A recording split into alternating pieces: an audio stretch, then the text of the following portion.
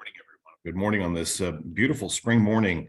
Finally, we've had that long winter and we were waiting for spring to come, and it looks like it's finally arrived. Although I think it's gone a little bit too heavy on the warmth, it looks like, which is going to be interesting as we all adjust. But good morning, welcome.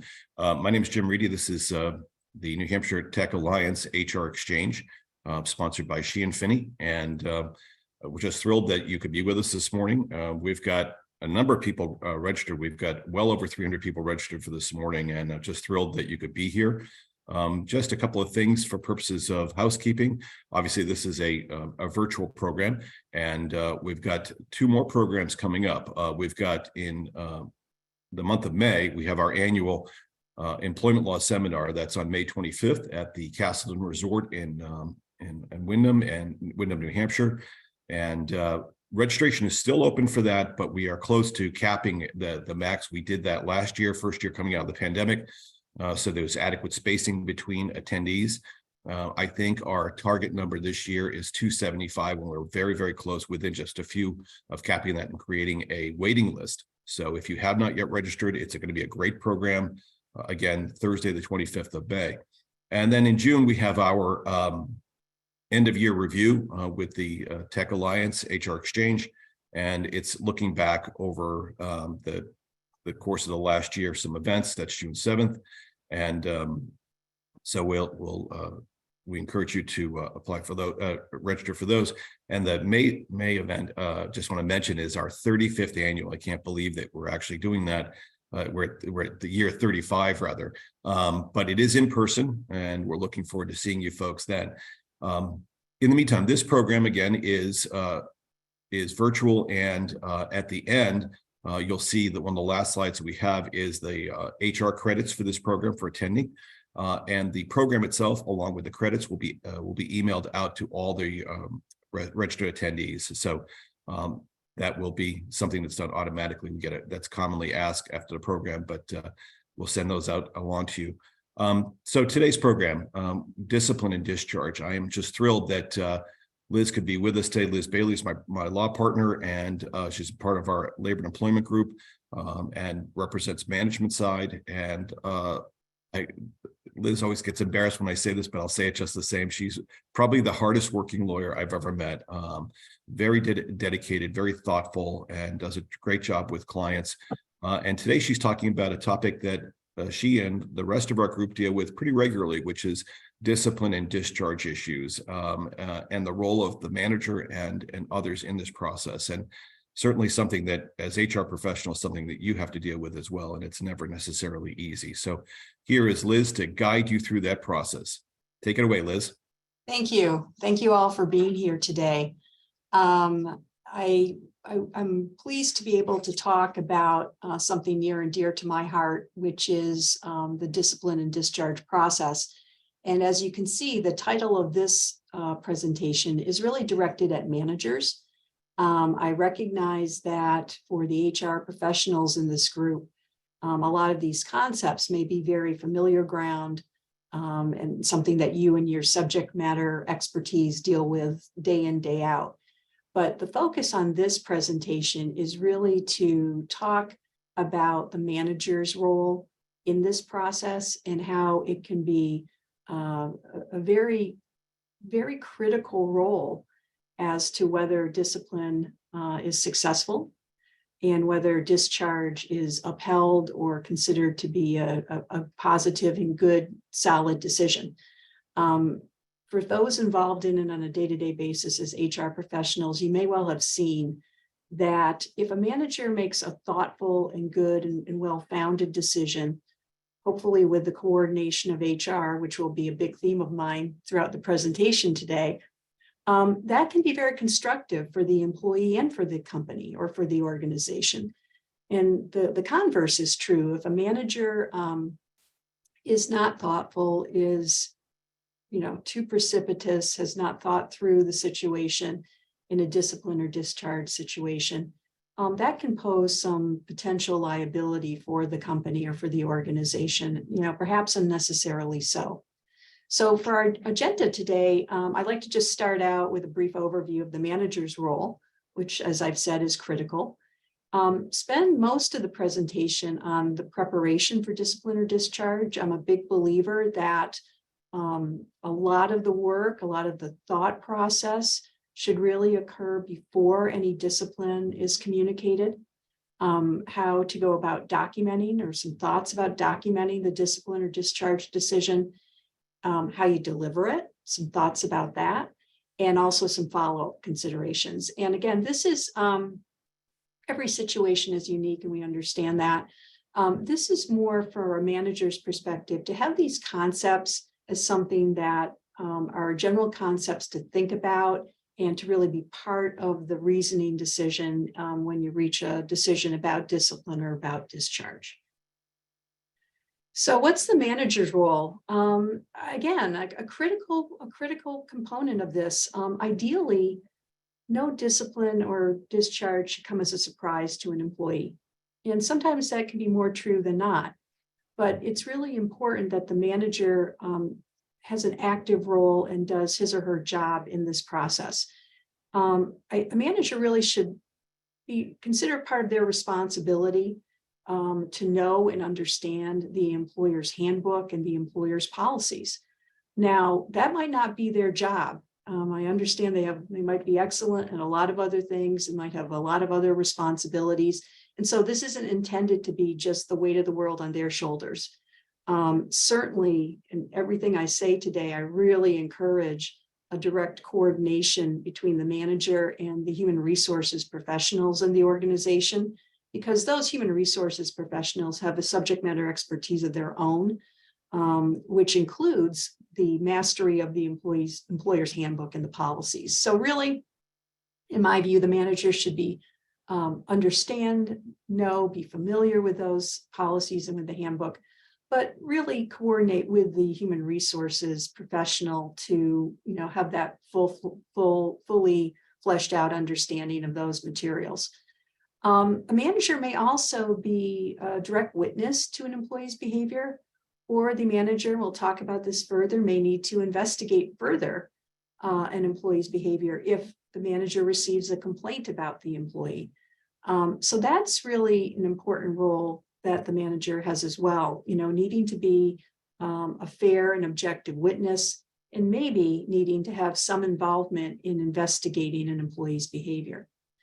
A manager, again, may receive an employee's concern and must need to know how to address it. So the manager might be that first line of defense when an employee has a concern about another employee, or maybe about some issues within the company.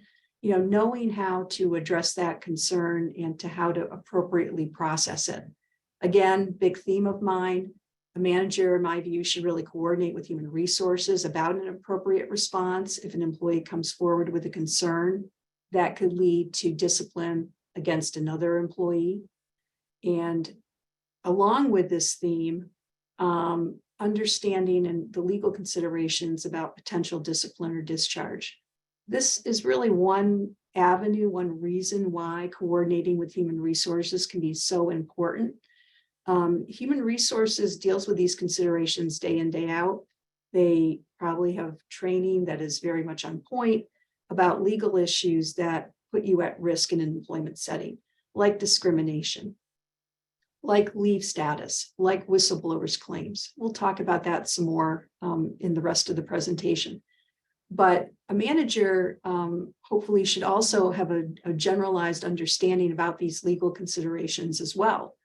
That if a manager becomes aware of a potential disciplinary issue or receives a concern about an employee, they already have in mind maybe some red flags that emerge because of what they are hearing or what they are learning. Again, coordinating with HR really helps refine that understanding and helps tailor the discipline or the discharge decision.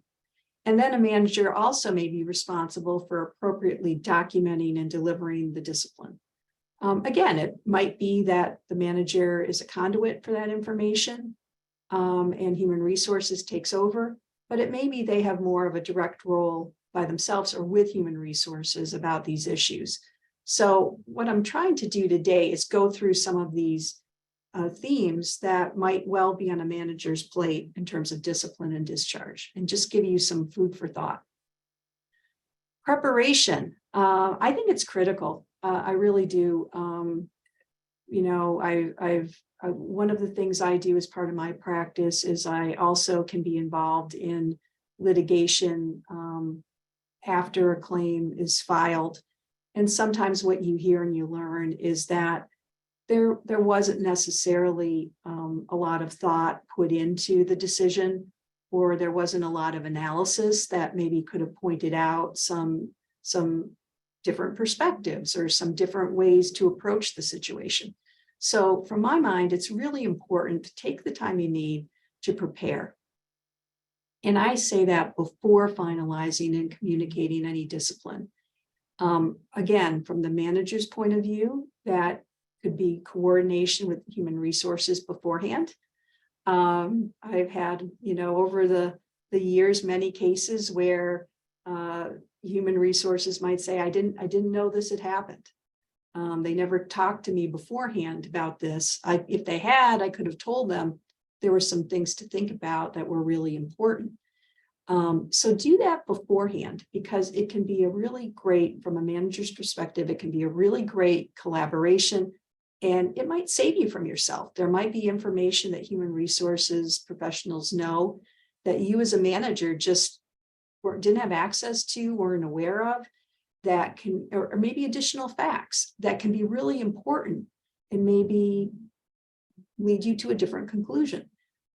This preparation, you might learn new information. You might have a different perspective, and it might, having learned that information, might give you some different thoughts about the direction that you think is appropriate to go in as a manager in terms of discipline or the level of discipline. So here are some things, again, talking about preparation for the next few slides. Promptly review the facts. It's important, I think, when you're dealing with discipline or discharge, to be as prompt as you are able to do in a responsible manner. It gets hard to understand for folks if an employee behaved badly or there were some issues with an employee and nothing was done for a lengthy period of time, and then all of a sudden it becomes an issue. So it's good when you have a situation that you think is going to lead potentially to discipline, to be prompt as you're able to review the facts. What do you know? What do you know? There may be a lot that you don't know. There may be any number of things that are coming to you secondhand or third hand, and you don't have any direct observations about it. So I think the first thing is to figure out what you know, and then determine what information needs to be obtained or confirmed. Again, this can be with the coordination with human resources, but when you sit down and really think about it, it will help understand what else is out there that I need to understand or look at. Do I need to talk to other witnesses? Are there other documents that I should be gathering that really would be helpful here?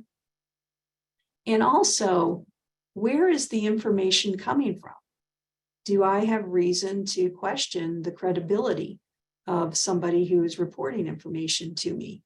Do I have reason to question if they may be biased or maybe have a discriminatory motive? So thinking about what you know, how you know it, and what information needs to be obtained and confirmed. Could be additional documentation, could be video, could be emails, could be talking with other witnesses. Then before, I think, going forward, it would be helpful to figure out who should gather the further information, who takes over or who is involved from here. It may be you as the manager. It may be that it really makes more sense, and this is how it is done under your policies, to have human resources take over and conduct their investigation of the situation or their follow-up of the situation and take you as the manager somewhat out of the loop. It may be if there are complex issues involved, or if there is a situation where, for instance, concern has come to you and you're kind of the conduit as the manager, but it involves maybe a high-level employee or some questions of illegal behavior, that with human resources, you report that, and then you determine as an organization, should we bring in some internal investigators like experienced loss prevention experts who investigate information for you all the time in your company, or maybe external investigators or attorneys, your outside counsel or your in-house counsel. And then there's a determination, I think, and it may not be the manager's call, but who is responsible for gathering and maintaining the information? That's really important. And it's going to be important to have some protocols about how that happens. And then what are some other steps to make sure the employer has the best information available? I talked about maybe some common areas of information. Maybe it's video. Maybe it's talking to outside people, like a vendor or a customer. Maybe it is interviewing witnesses. Maybe it is looking at other information. So it's important, again, to kind of determine who is responsible for this, who is going to go forward and look into this any further if it needs to be looked into further. And I recognize there can be a wide variety of situations leading to discipline. I mean, if a manager is on the floor and sees an employee do something that violates the policy, that may be really cut and dried. But it may be a lot more complicated if the manager is the first line of defense and receives a complaint from an employee about another employee. It may be a lot more complex. So these are concepts in general, I think, just to have in mind to help ground you as a manager as to what to do next when you first become aware of a situation. Another thing that will be important is, although you may know it already and may know it well as a manager, it never hurts to go back over and review the employer's policies. And if applicable, and it may not be in many instances, if you have a collective bargaining agreement that's applicable and relevant in relation to the facts that you learn. So for instance, you may have a good handle on the handbook. You may have a good handle on your employment policies, but it's easy to forget nuances of them. It's easy to maybe misremember a previous version. So go back, take a look with human resources about your policies and about your handbook and about any collective bargaining agreement. And I think the areas of focus could be, you have a situation with an employee. Are there any applicable policies related to that behavior or that performance issue? Most times there will be in some way, shape, or form. Another thing I don't have here, because in most instances it wouldn't apply to employers, but there could be some public sector employers out there that, in addition to these types of situations, they also have statutes that apply to them as well about employee behavior or about how you issue discipline, what you can do for discipline. So look at that language again, look at it carefully. You may go into it with one perception that one issue is involved.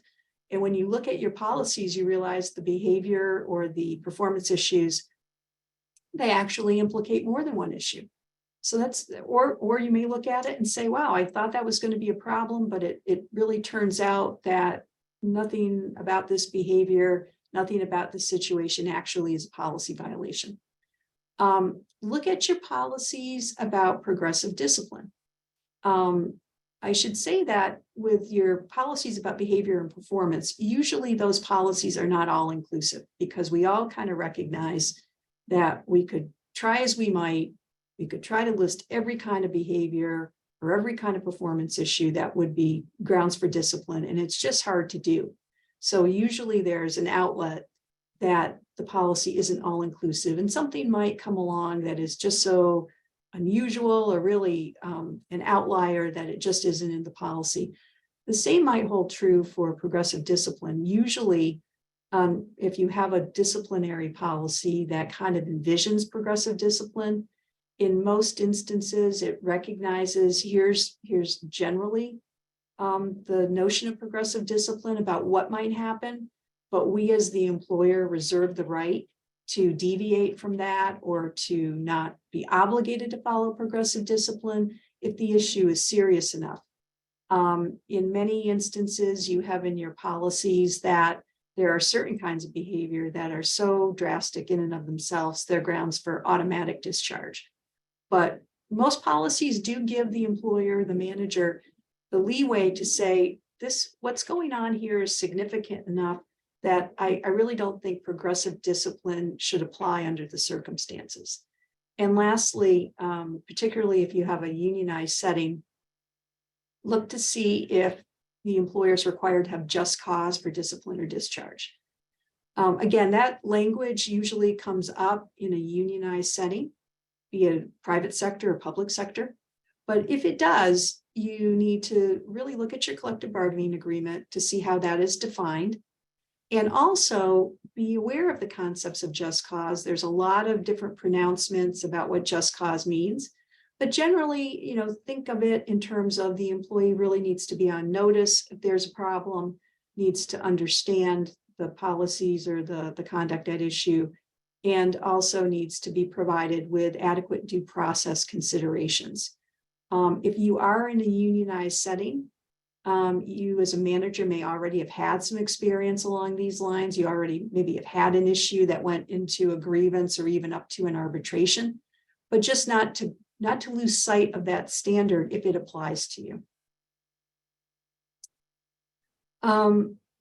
After you review the policies in the CBA, then I think the focus with the manager and with human resources is, has the employee actually violated any policy, or is there just cause for discipline under the CBA? Again, it may be when you look at the policies, maybe it was a close call, but there wasn't actually any violation. Maybe it reveals that, boy, we maybe need to tighten up this policy a little bit. Nobody ever thought that this behavior was going to be a violation. You don't have to have a policy violation necessarily to feel that discipline under the circumstances is warranted.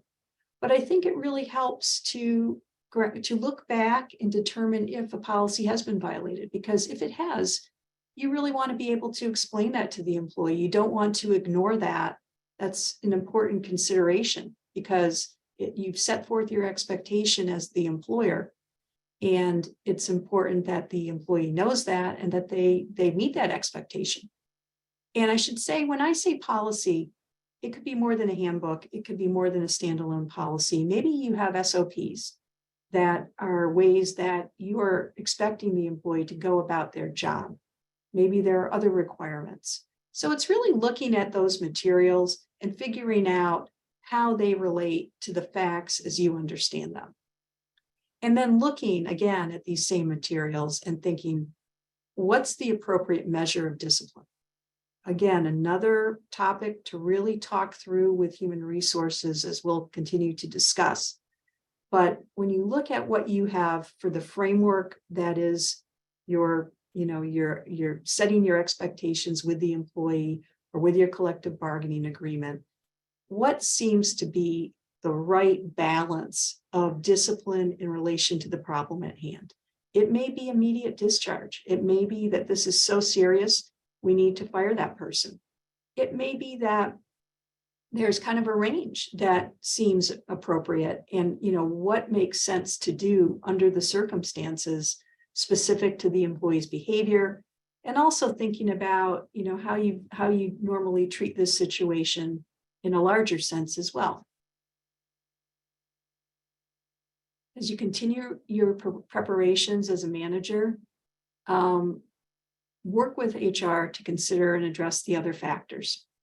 Again, I know I'm repeating myself, but I do think working with human resources is really critical from the beginning, based on, or at least keeping them informed based on what you know and what has come to you.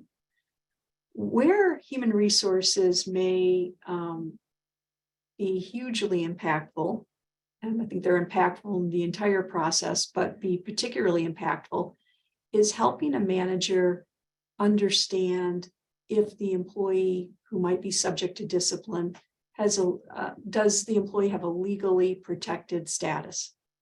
And by that, I mean a lot of things.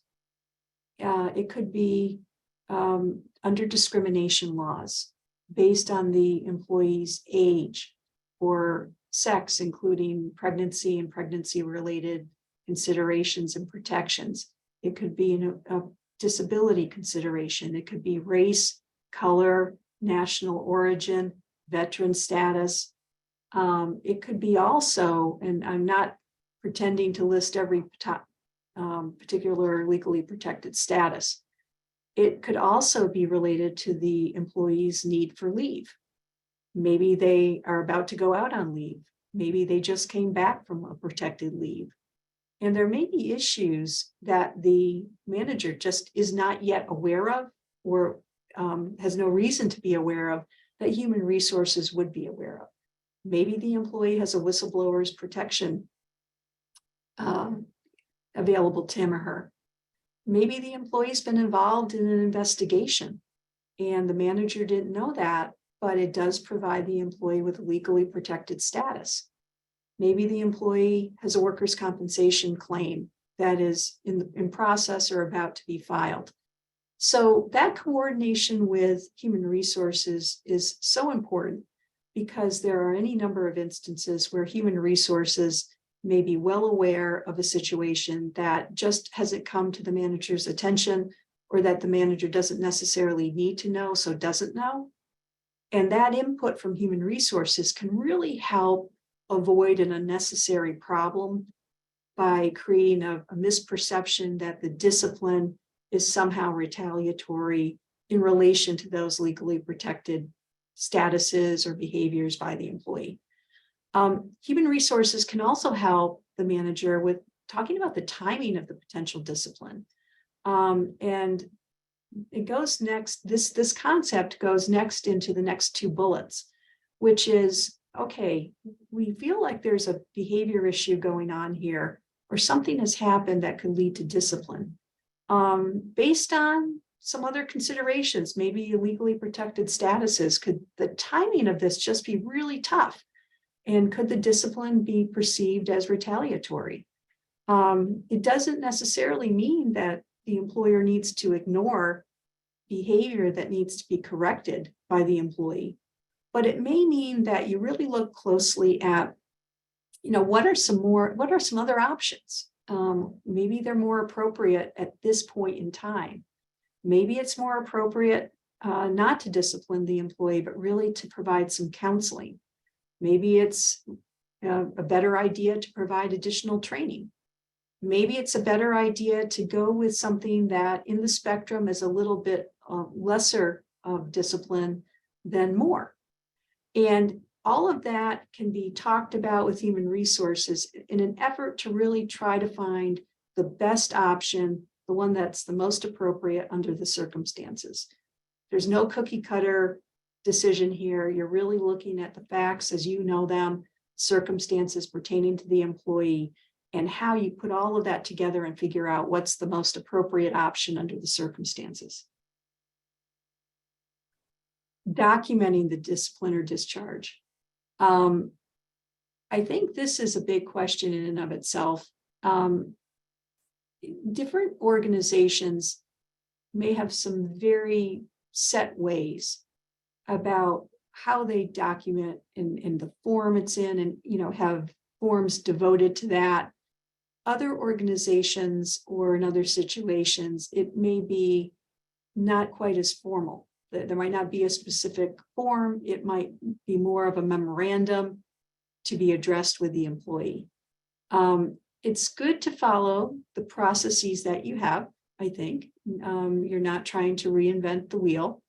If there's issues that are bigger about the format that is used, or maybe it's, you look at it and it's really time to dust that off and maybe have it look different and be organized differently, maybe that's a separate question for another day.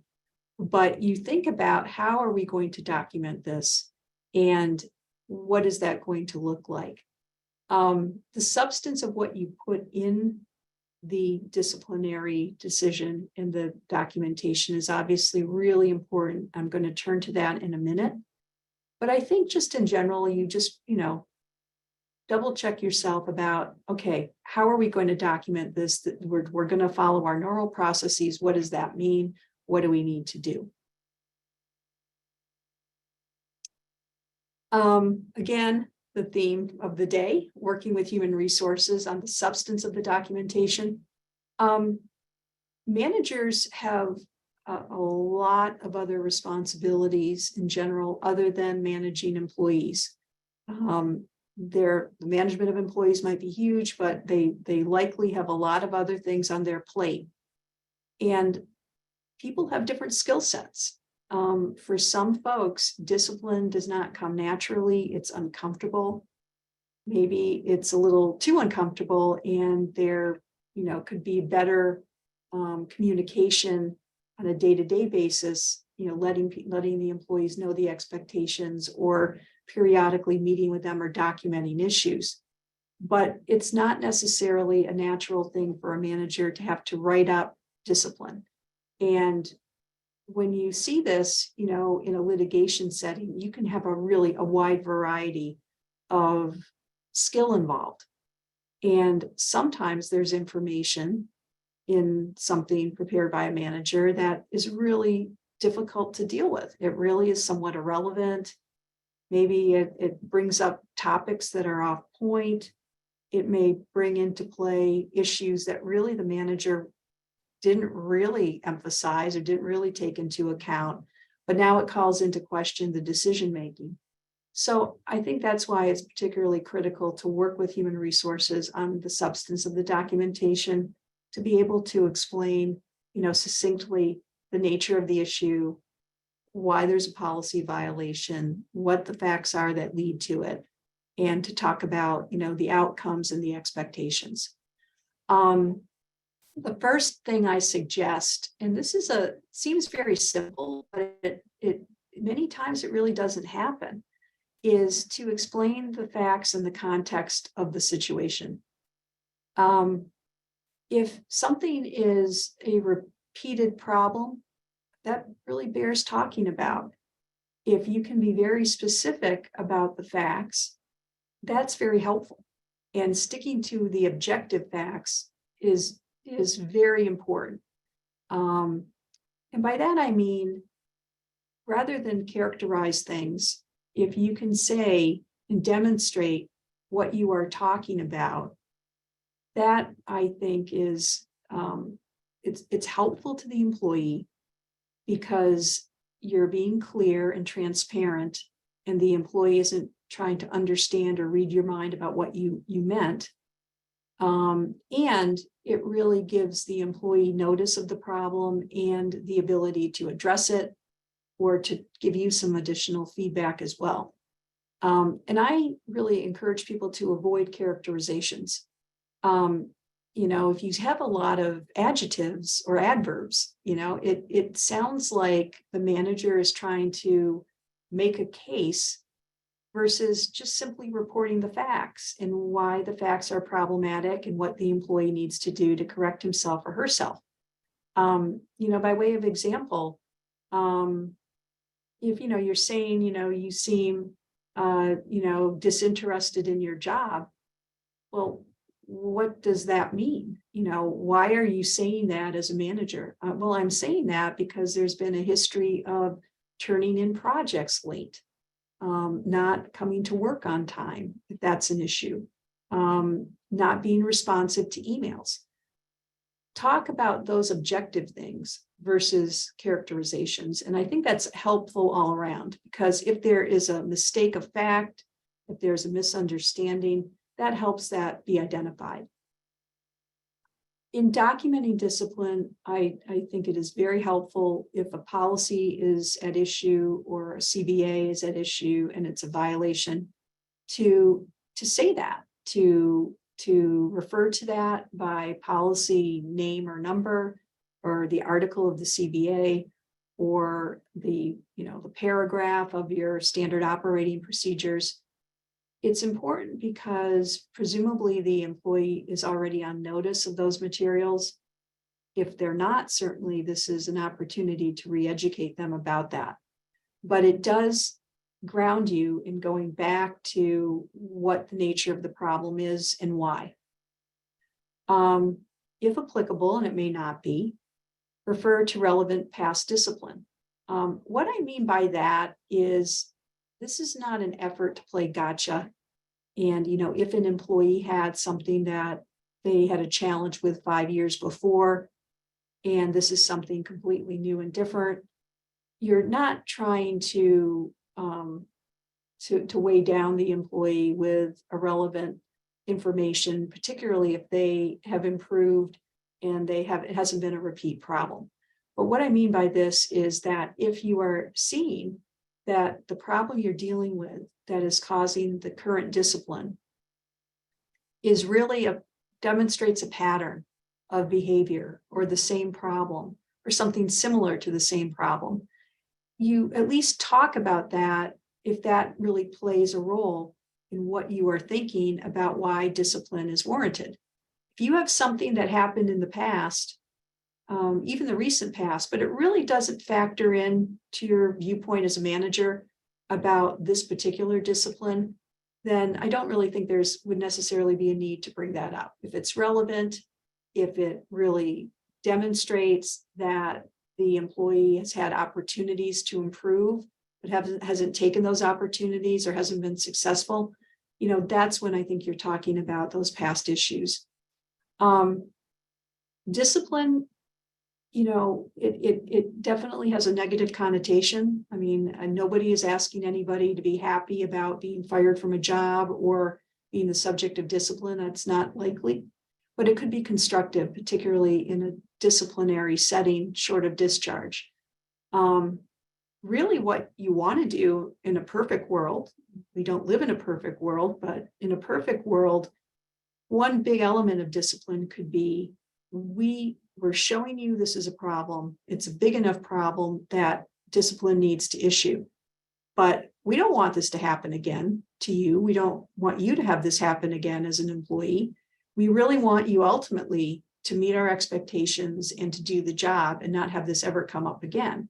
So I think it's important to explain what the expectations are, and not just what the employee shouldn't do, but what the expectations are about how to succeed. That can be really helpful. Sometimes that comes up, you see it not necessarily in a disciplinary setting, but perhaps a performance improvement plan that may have the risk of discipline if the employee is not successful. But it always helps to just explain to somebody, this is what we need going forward. This is, what we expect you to do, so that hopefully they can be successful and it works for everybody involved. We'll talk about this with discharge more, but consider the amount of information in a discharge letter versus a memorandum. You've probably seen it, there is a wide range of how people handle a termination. Some people don't provide anything in writing. Some people provide a follow-up letter that confirms the date of the discharge and the various logistics. I'm going to talk about that in the next bullet about what it means that you are being let go. And others will say, I'm not going to put a reason for a discharge in that letter, but I will document it maybe in a memorandum. And how do I document that? I set forth my reasons, or I set forth a summary of what was discussed with the employee at the meeting. We're going to talk in a minute about sitting down with the employee and some considerations there. But sometimes it can be very helpful to have a memorandum that summarizes all of that. So when memory fades, you do remember what was discussed at that meeting, what was relayed, and the outcome of the meeting. And then in the communication to the employee, and this may lend itself more to a letter after the discharge or contemporaneous with it, go over the logistics, such as final pay, such as maybe they have a contract with you as the employer, and you need to remind them of that, such as a non-disclosure agreement, and any other follow-up communications. There can be a lot involved when somebody leaves an organization, in wanting to have some clarity and some help to that employee as to how to go about that transition, which maybe come as a shock to that person. I think it's critical, again, in preparation, to plan the interaction with the employee before any interaction occurs. We are in a different world now than we were pre-COVID in terms of remote work, in terms of what a meeting really is. Is it in person? Is it Zoom? Is it a phone call? The days of us all being in one place at one time are very different than where we were a few years ago. I think in general, some things to think about is a respectful interaction. This is not perhaps an easy situation. Some discipline could be much more, as I said, straightforward than others, but some could be challenging and difficult. Maybe the personality of the employee can be a challenge, and the employee is not necessarily receptive to constructive criticism to begin with. So this might not be an easy interaction, in its best moment, but really thinking about what this interaction is going to entail, how we can keep it constructive, how we can keep it respectful, how we can keep it informative, and move on from it in a professional way. Nobody wants to call a meeting, get the employee in the meeting, and then realize that you're not sure who's going to say what's the substance of the information, what are we going to do if the employee says X, Y, or Z, and it's not thought out, and then you find yourself in the middle of it and things go wrong. You don't say what you want to say in delivering the information as a manager, or the information gets garbled or confused, or it gets to be a very difficult, disrespectful, unprofessional environment. You don't want that to happen. Nobody wants that to happen. So I think working with human resources in advance is really helpful, and maybe even talk through, what are we going to do if, have a lot of what ifs in that conversation. One of the things I think is, what's the appropriate advance notice to the employee? That is something to really, I think about carefully. It may be that, in a unionized setting, as I say below in the next bullet, there's entitlement to have a union representative present. In many instances where that's the case and the employer has a good working relationship with the union, the employer might call up the business agent or contact a steward and say, hey, heads up, we need to have a meeting with Sally. It's potentially about discipline, or it's about discipline, and we need to talk with her and have you present. That can be of help in maintaining that good relationship. But think about what's the advance notice to the employee, how much advance notice you provide, and what is said. And it may be, for various reasons, relatively discreet in terms of what is said to the employee. It may be that it is appropriate to be more thorough in detail to explain, a situation has come up, we need to talk with you, this afternoon, or maybe we need to talk with you right now. Again, I think you want to balance the need for the union representation in that sort of notice situation. Think about who should be present at the meeting for the employer. Again, try to think about this from a constructive perspective. What would be most constructive? Who needs to be at the meeting and who doesn't need to be at the meeting? Does it feel like, if we had the manager and human resources, that may be exactly the right balance? I suspect it might be. But suddenly we have another person in there that is a mid-manager or somebody that really truly doesn't need to be there. What's the purpose of having the individuals from the employer at the meeting? Where will the meeting take place? We all have seen office spaces with fishbowl conference areas, where everybody is walking by and able to see that a meeting is going on, and maybe it's not going well, or maybe it's taking a long time. Wanting to have that thought out with the idea that it is as confidential and discreet as professional as possible, as least disruptive as possible, and, to be respectful of all the participants. And when will the meeting take place? Again, there could be some very specific considerations about that, based on the organization, your hours of operation, when we will have HR present with the manager, what is the employee's schedule like? What is is this going to take place at the end of a shift, going into the weekend, coming out of the weekend? What are some considerations, and what are some considerations about the employee themselves? You may have information that really makes it more sensible and more constructive to schedule that meeting in a particular time frame around the employee's needs or the issues going on with the employee.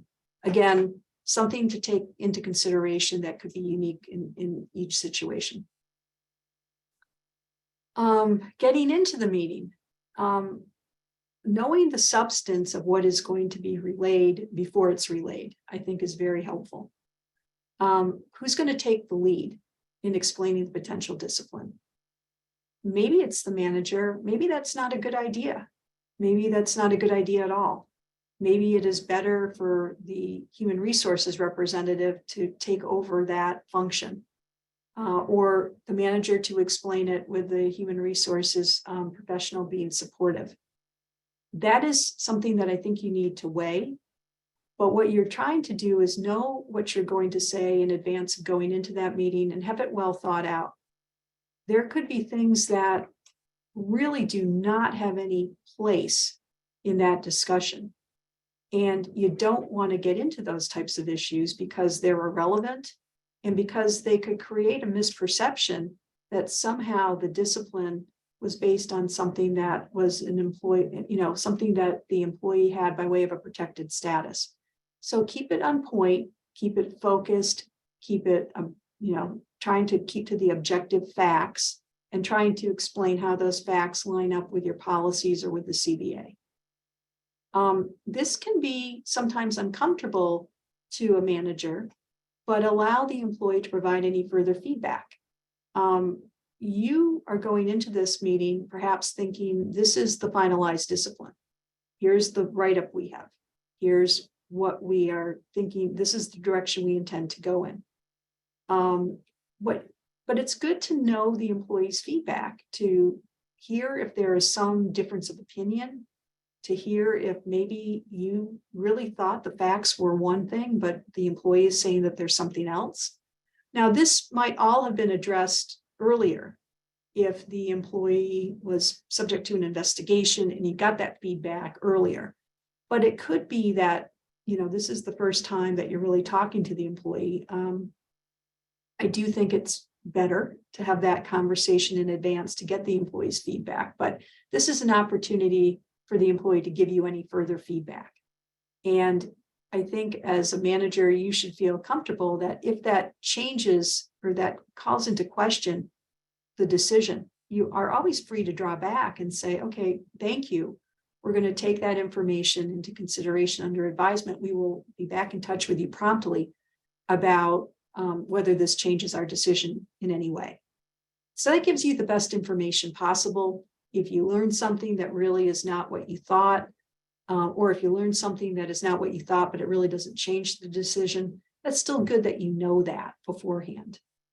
And again, be thinking about how to maintain the professionalism of the meeting and how to conclude it. And again, big spectrum on what that means to various organizations with various employees. It could be that maybe there's a safety concern. Unfortunately, with the recent news this week of workplace violence, you can never underestimate or think too carefully about those types of issues. Maybe you have a protocol that happens when a termination occurs. Maybe it involves alerting your loss prevention team. If you have internal loss prevention people that are there to help with managing exiting an employee from a building, for instance, or are just there to be aware in general that a meeting like this is going to take place, maybe you feel that this could be particularly problematic and you question if you have the internal resources. Thinking about that before that meeting begins is really important. And maybe it involves reaching out to local law enforcement and saying, we anticipate we're going to have a difficult situation this afternoon with an employee. Let's talk through about where are some appropriate measures we could have. Ideally, you also have policies in place that deal with some of these very challenging type of issues. So this shouldn't, come up as this is the first time these considerations have ever arisen. But thinking about that interplay, if some folks have very professional teams of loss prevention, risk management teams, have their involvement, have their insight, follow your processes, but think it through, because you don't want to be in a meeting like this and not have really thought through those logistics and have it go in a best case scenario unprofessional direction. And following up with a disciplinary decision.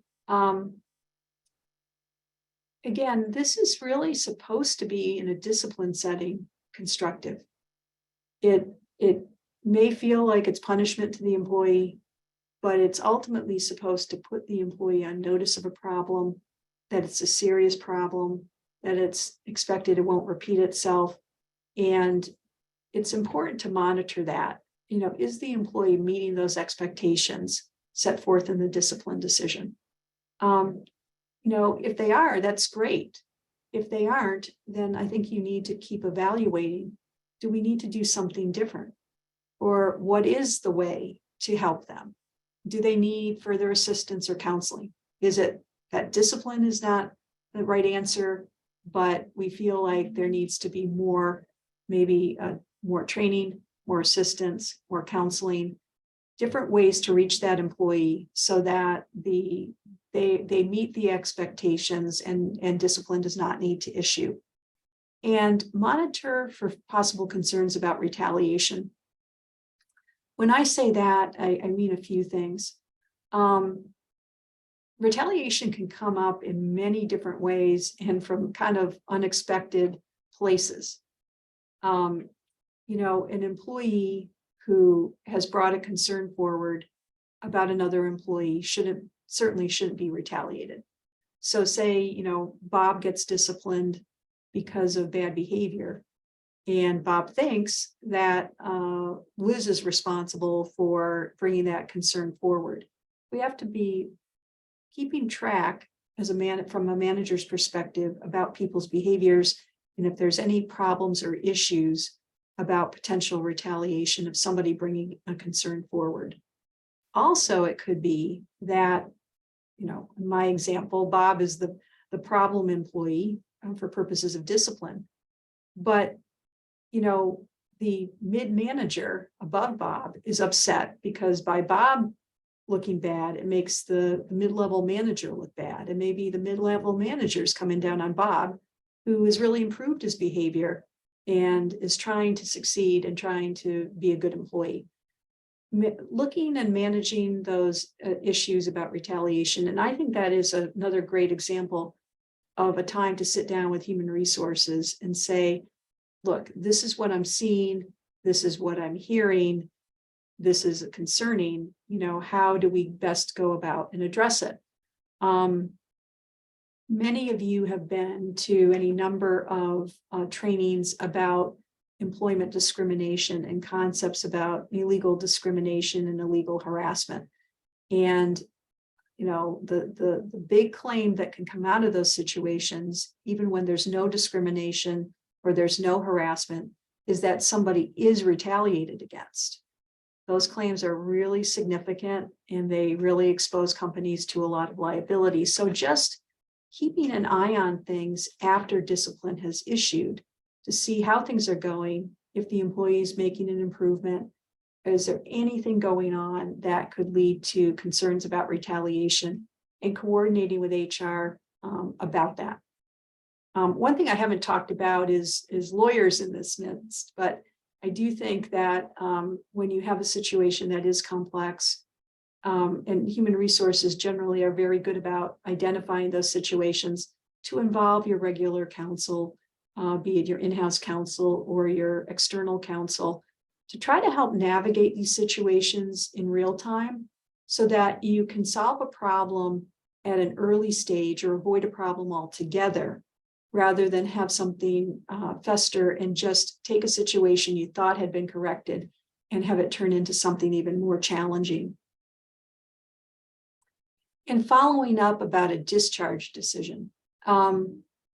Again, thinking about what is said in any written communication about the termination, coordinating with human resources about the logistics. When there's legal requirements state by state about when an employee needs to get paid in relation to an end of employment. So having thought that through even before the termination decision happens, but being sure that you're paying somebody in a timely manner, and that includes any sort of benefits, accrued but unused benefits that need to be paid out either under your policies or under the law, making sure that you've thought through the issue of returning employer property, what and when. Another great point of preparation in advance of any decision being communicated, and making sure that the ongoing contractual obligations of the former employee are being communicated to them and they're reminded of those obligations. For instance, that it could include not only the discussion at the meeting itself when the employee is being terminated, but any confirming letter, putting in an extra copy of any applicable contract. That really, those types of issues, I think, really fall more on the shoulders of HR than it does, they do the manager. But knowing about those issues is really helpful. Perhaps the manager might be aware that the employee has some employer property that was just issued, or that hasn't yet been tracked on any sort of inventory system, or that there just needs to be some additional feedback or follow-up. Human resources may not necessarily know that immediately. That coordination is very helpful. With a departed employee, and depending on the circumstances, it can sometimes feel uncomfortable if the employee is constantly reaching out to the manager. But don't ignore those requests. A lot of times, the employee has a legitimate need to have a question answered. And maybe the manager really isn't that person. Maybe it's human resources, maybe it's a benefits expert in the organization. It may very well not be the manager, but maybe the manager is really the first person the employee thinks of, even notwithstanding a letter to the employee about, this is your final pay, here's the benefits, here's who's to contact with questions. Don't ignore the employee. I think sometimes when you have a tough interpersonal dynamic and the employee feels like they're being ignored, that takes a challenging situation and maybe makes the employee feel like they're in a box and they have no choice but to take some other form of action or legal action, where if they simply had their questions answered, it might diffuse that entire situation. So involve human resources, and it might be an immediate involvement in human resources, and direct the employee to who's appropriate to contact for the information. If that involves just directing everything to human resources and having the human resources team take it from there, I think that's fine. Maybe that's preferable, but just don't ignore the employee. I think that can lead to some unfortunate consequences. So those are some considerations that I hope do help everybody in various degrees as a manager. The management function is challenging. It is not supposed to be, necessarily everything, all that you do to manage employees. And it's not something that you as a manager are necessarily going to master, but you do have good people that you work with that are important to partner with in HR, maybe with loss prevention. And the important thing is to understand that if you discipline or discharge somebody and it's not thought out well, and it doesn't take into account some of these considerations, and it's not supportable, that could create a lot of big headaches for you down the road as a manager, including litigation, which is, I can tell you, never fun, time consuming, expensive, and stressful. I don't believe we have any open questions. I know I might have ended a little bit early, but I'm happy to take any questions if there are any. If there aren't, I'm really appreciate everybody's time today, and I thank you for attending.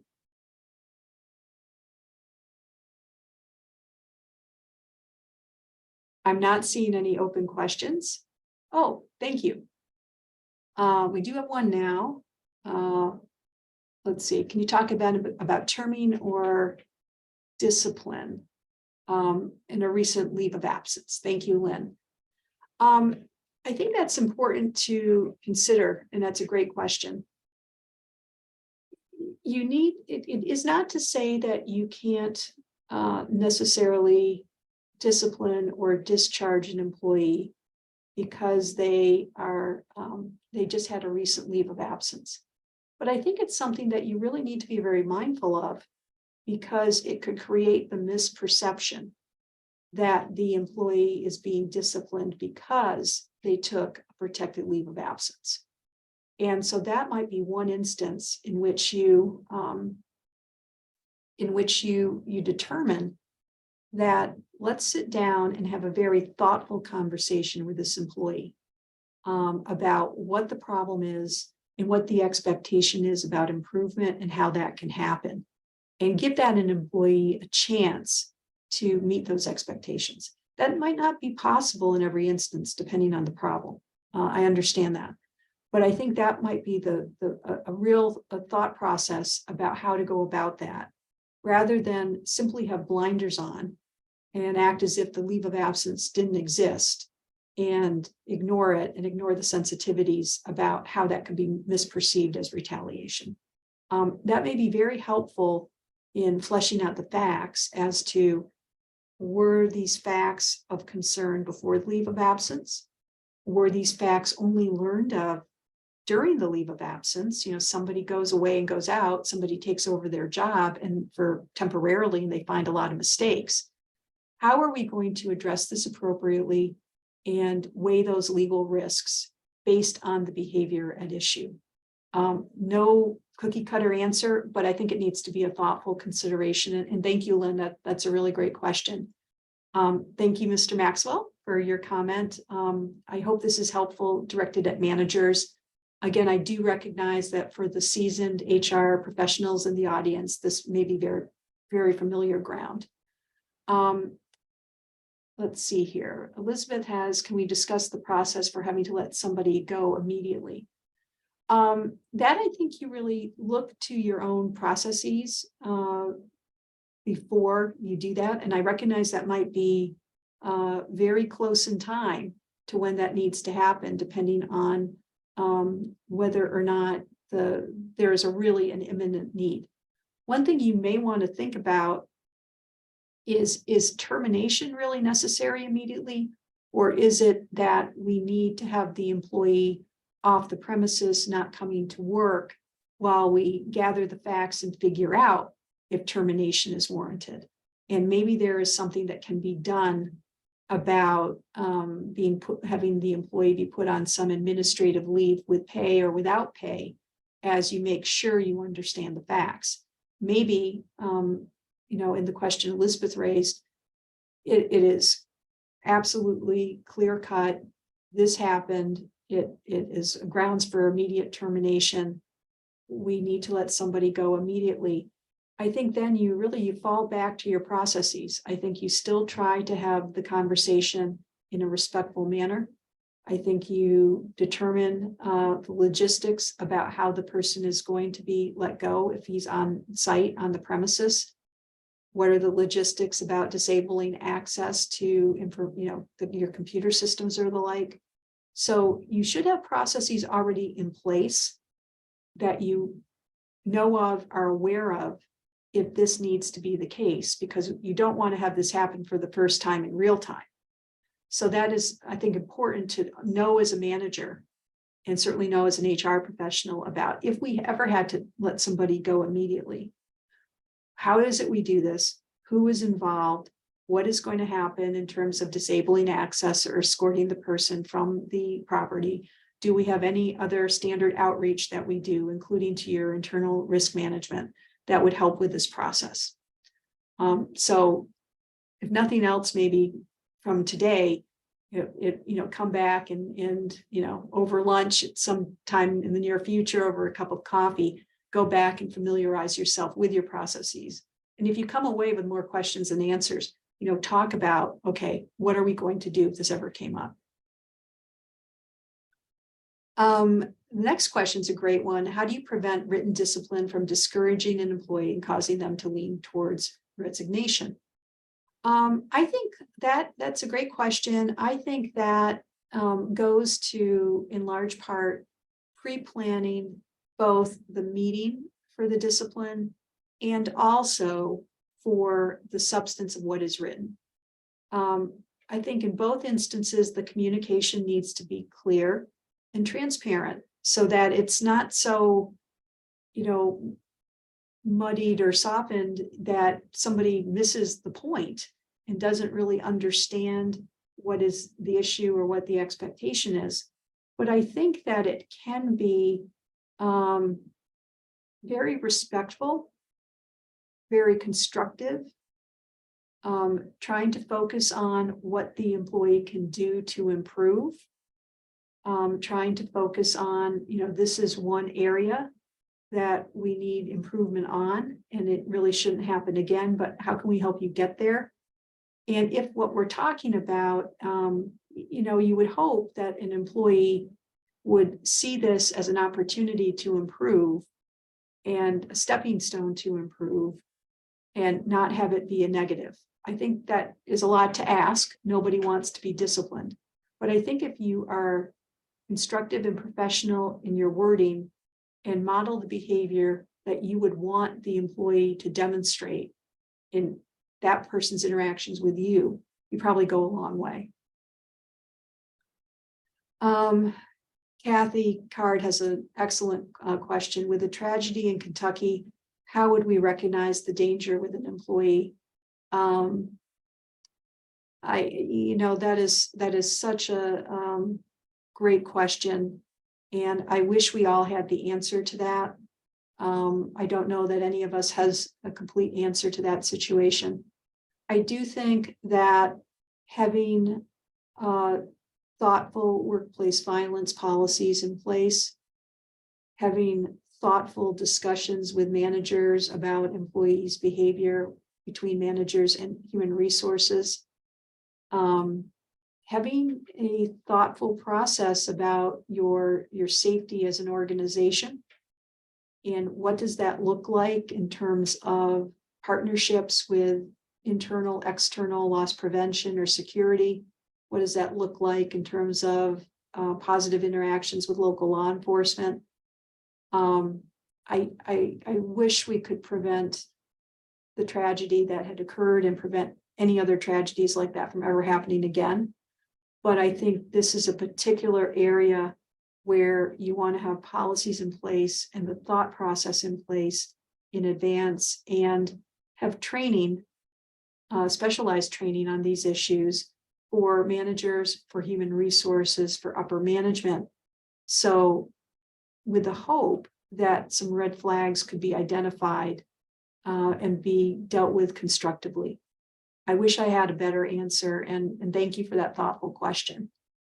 Jody Hoyt, it's good to see you. Jody asked, what advice do you have regarding what and how to communicate a discharge with coworkers and customers? What can we ask of the employee being terminated relative to the communication? Great question. My advice generally is less is more in terms of communicating the discharge with coworkers and customers. I think in general, that is, you try to be respectful and keep that as private as possible, because ultimately I think an employer would take the position that personnel matters are confidential and they're not shared. And sometimes with inquiring coworkers, you may need to indicate, we can't talk about personnel matters. However, I understand that there's a need to understand that if this person is no longer with the organization, both that they shouldn't be showing up at work anymore, which may go to some of the safety concern issues that had just been identified, or that you need to know, they're a teammate. I have a project with them. They were supposed to be doing part of it. What do I do now? Customers may have the same need for insight as to who I deal with now. In a non-immediate termination, I think you think about that in advance. You think about what that person has on their plate. You think about what is the communication going to be. I think generally it's a positive communication internally that, Liz is no longer with the organization as of, today. We wish her the best in her pursuits. I know that sounds scripted and canned. You obviously can have something like that. It is much more tailored to your organization and in your own voice. For customers, I think you obviously want to have communication that's effective, that is not disparaging, and that gives that customer the understanding of, like, who do I deal with now? Because I have needs. Who's going to take care of those needs? In terms of what you can ask of the employee being terminated relative to their communication, I think, Jody, that would largely depend on if there are, what your policies say, but more particularly if you have some form of a restrictive covenant agreement with the employee that actually obligates the employee to communicate or not communicate in a particular way. That's what you would be falling back on and looking at in terms of how to, instruct the employee about those types of communications. We have seen now with the recent developments with the general counsel, with the National Labor Relations Board, that there is kind of a sea change, I guess is maybe the right word, but definitely there are positions being taken by the general counsel that are very employee protective and collective action protective in terms of what an employee can be asked to say, even a former employee, about being able to still communicate about issues that relate to terms and conditions of employment. So one thing you would also want to do as an employer is to draw back and talk with legal counsel or refresh yourself on some recent guidance that's come out from the general counsel and say, okay, how does this temper what it is we would ask the employee to say or not say, and not overreaching in any way, not asking them something that really is not relative to your legitimate business interest, and not assuming that they necessarily need to abide by what it is you're asking. Hopefully, when you are in a professional setting, people tend to be professional or want to be professional after leaving the organization. And you certainly would be professional in terms of your interactions about talking about the fact they were no longer there. But just something to be very, I think, sensitive to. Holly has a question about the final paycheck in New Hampshire, and if an employee gives notice, does it have to be within 72 hours? This is kind of an interesting little wrinkle. And I know these types of issues vary state by state. So just be thinking about the state that you're in. But in New Hampshire, you need, normally if an employee resigns, you can pay the final paycheck within the next regular pay period. If you fire an employee, the final paycheck needs to be paid in the next 72 hours, which is 72 hours. So that might make you think a little bit about the timing of a termination, if that's a challenge. But if an employee resigns in advance of the pay period that they're in and gives you, notice, you do need to pay that within 72 hours. So if an employee, for instance, gives you, hey, I'm telling you now, my intention is going to be resigning in July. That's my intention. After the 4th of July, I'm going to be done. Be aware about that final paycheck, that would be a 72-hour situation. So just always helps. Go back, look at the statute, look at the regulation, and that will just help you pick up that one little wrinkle. And if you can always, solve the problem, certainly if you feel like you have the capability of doing it and somebody resigns, effective immediately, we're just going to get you the paycheck in 72 hours and be done with it and not have these considerations to worry about. Annika has asked a good question about the most constructive way to handle consistent absenteeism. This could be a great example of where a manager and human resources can have a wonderful collaboration. I've seen it happen, and I think probably others have too, where from a manager's perspective, you have a situation where they feel like the employee's always out. From the HR perspective, they're aware that some of the absenteeism is legitimate and excused, but somehow there's just not good enough communication going on with the employee and the manager. So that's, I think, is very important. If the manager has concerns about absenteeism, to talk with human resources about those concerns. Look back on your policies. What's the policy? Is somebody actually violating the policy? Is it just like inconvenient?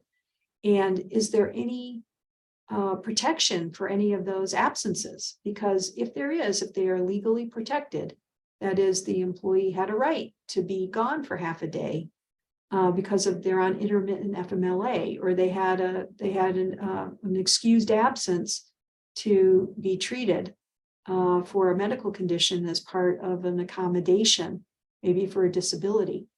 You don't want to count those absences against the employee. So very important to understand that, and in the tracking of absenteeism, be fair and be consistent, that you're not casting too wide a net and faulting somebody for being absent when they had a legal right to be absent. Jay has a really long question. I'm going to try to look at it briefly.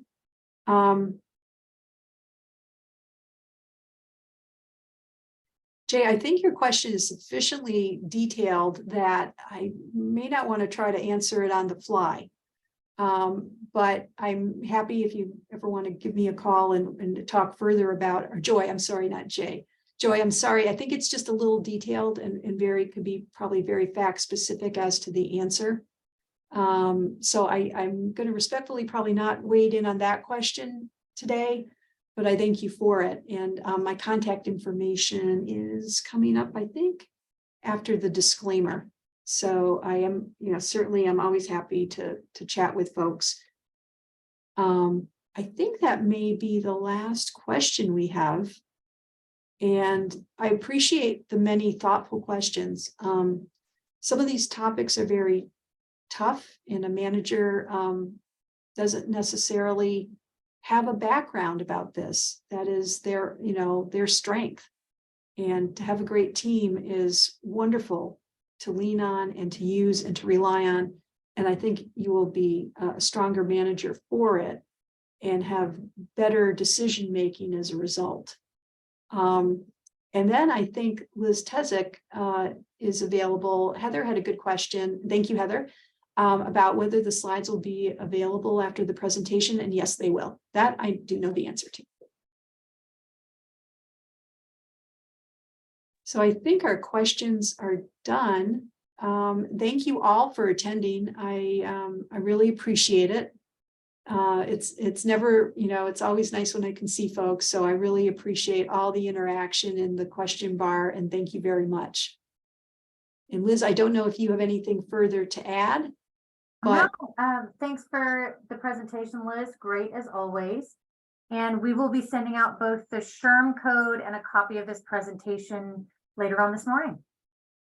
Thank you all, and I hope you all have a great day.